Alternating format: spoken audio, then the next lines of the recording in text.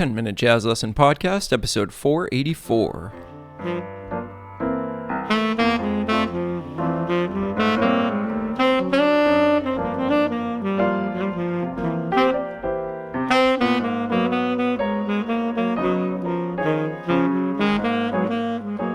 Before we get into this episode of the podcast, just wanted to let you know that there will always be a video version of the podcast over on my YouTube channel. And in order to find that, you can click the link in the description, or you can go to YouTube and just search for Nick Manella, and it will be the latest video on my channel. This is a great way to see all of the visual references that I am referring to throughout the episode. And also, you can support this podcast and the YouTube channel. We are listener supported, which means that we don't do any advertisements or anything like that. Instead, we just rely on people like you that get something out of this to support us in the form of a monthly donation.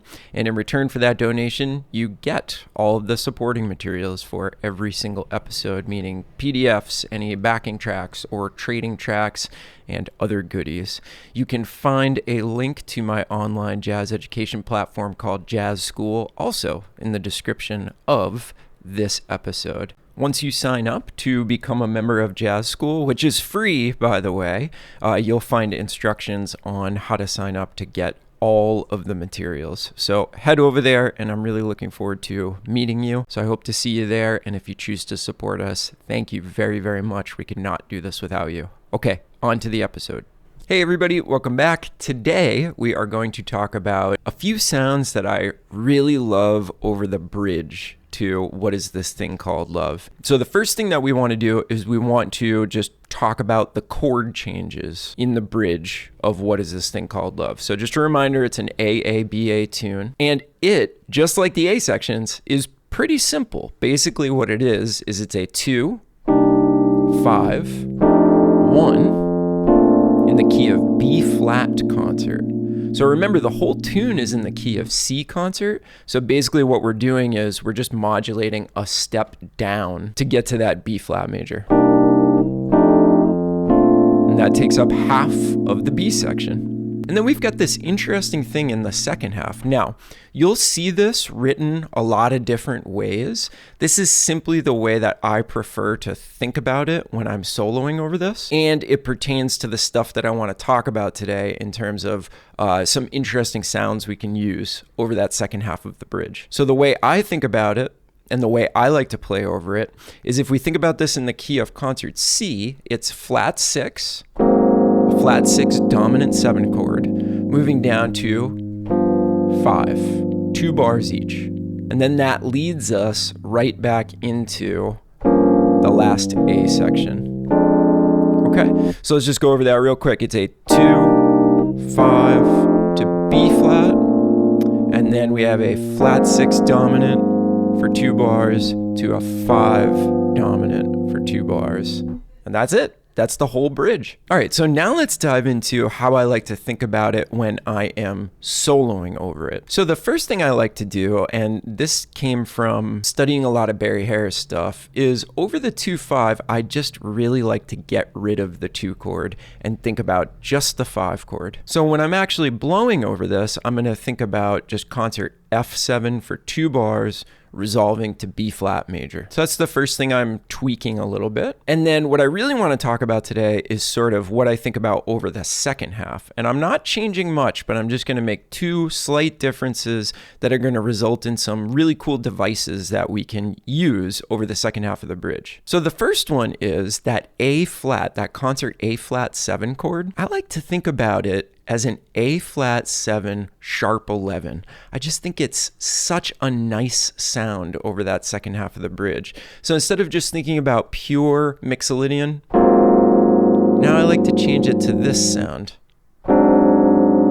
with that D natural in there. I just think it provides some really, really cool color. And then when I move to the G7 chord, I like to think about it with a flat 9. And we'll talk about the connotations of these slight tweaks to the chords are going to give us some really cool devices that we can use. Now, as usual, I think in order to wrap your ears around a progression, it's really cool to come up with a scale exercise or a chord tone exercise. And actually what we're going to see is a mixture of both this week. So over the first half of the bridge, I like to just play the F Mixolydian scale up and down. And then I go to a B flat major scale. Now, over the second half, what we're going to be talking about today is how useful arpeggios are over that second half to create this really, really cool sound that is also voice-led. So let's look at that. So over the A flat 7 sharp 11, I like to play an arpeggio that consists of the root, the third, and then what I'm going to do is I'm going to actually omit the fifth and replace it with that sharp 11. And then jump right up to the flat 7. So, ooh, I just absolutely love that sound. So in my little preparatory exercise that you can use as a warm-up before you start to work on the bridge, I like to just play that arpeggio up and down for 2 bars.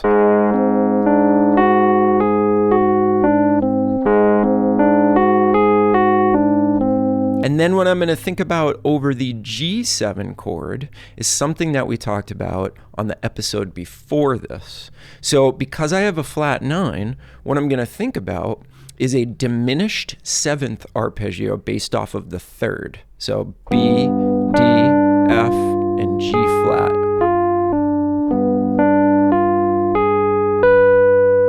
And we're going to see in a second why those two things are so useful. But in my preliminary exercise, I'm just going to simply play up that modified arpeggio over the A flat chord and then up that diminished arpeggio based off of the G7 flat 9. So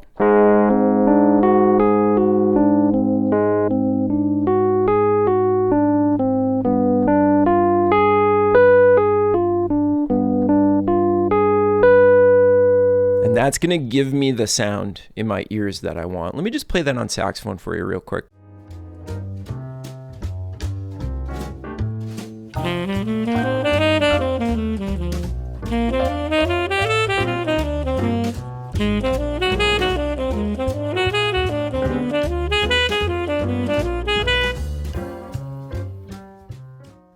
Okay, so you may be asking yourself, why those 2 arpeggios? Why step away from the scales and use the arpeggios? And it's for this reason.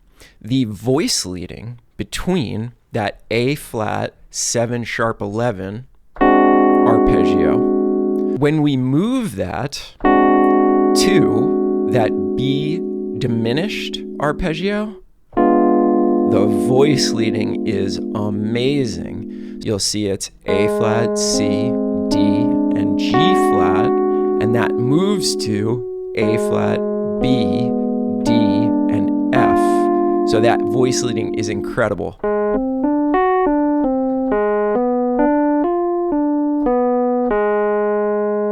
And that's what I'm looking to harness the power of. It's not that I'm only going to use those 4 notes in like every single thing I play over the bridge. There's a lot of opportunities to use a lot more than that, but it's a great, great place to start to wrap your ears around this sound and harness the power of that voice leading. So listen to it again and really look at those 4 notes and how they voice lead to each other. Now I'll put the root underneath it so that you really hear it. Isn't that nice?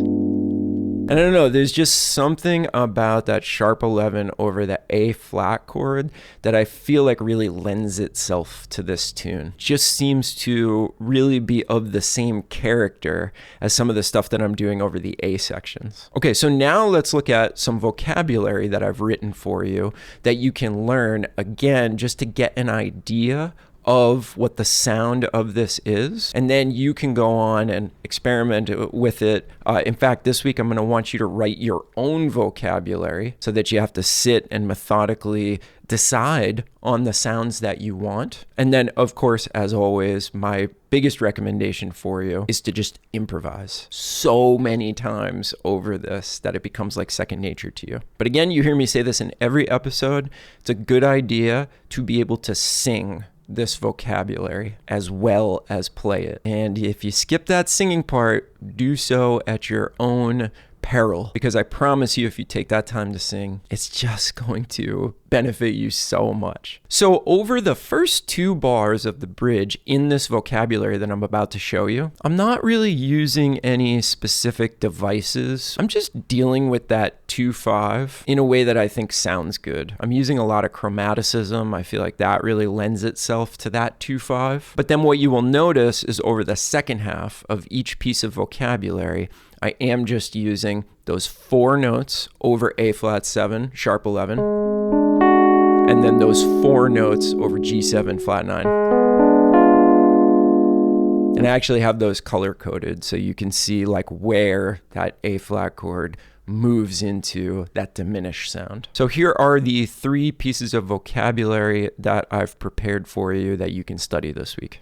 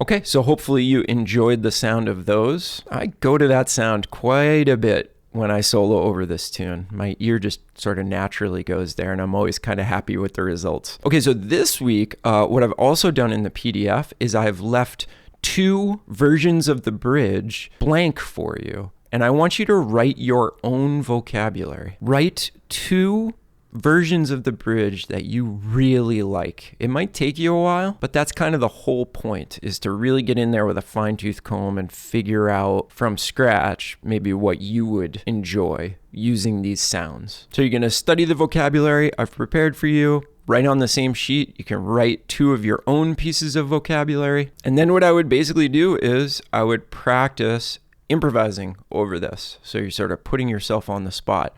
But I want to talk about, I think, the best way to do this. Because if you just practice the bridge like over and over again, it's kind of awkward. So what I like to do is I like to practice playing over a 16-bar loop. And that's basically one of the A sections plus the bridge looped. And I'll provide all the supporting members a backing track of those sections looped, but you can also do it in iReal Pro. You can just like loop that. And this is great because we want to hear the A section transitioning into the bridge, and then we want to hear the bridge transitioning out into an A section. And that's the beauty of an AABA tune, is that if we really want to focus on the bridge, we can loop one A section and the bridge. So that's it. What I would do in your practice is I would spend a little bit of time studying some vocabulary, writing your own, really going through it with a fine-tooth comb, and then I would move into, for whatever practice time you have left, just improvising, trying to use the sounds. Now, I will have some trading tracks where I play 16 and then you can play 16 so we can bounce off of each other. And I will leave you on this episode with a few 16-bar segments of myself playing over this, using those sounds that I demonstrated, so you can walk away from this session with some of those sounds floating around in your ears. Okay, everybody, as always, thanks for hanging with me. Hope you got something out of this, and I will see you in the comments section.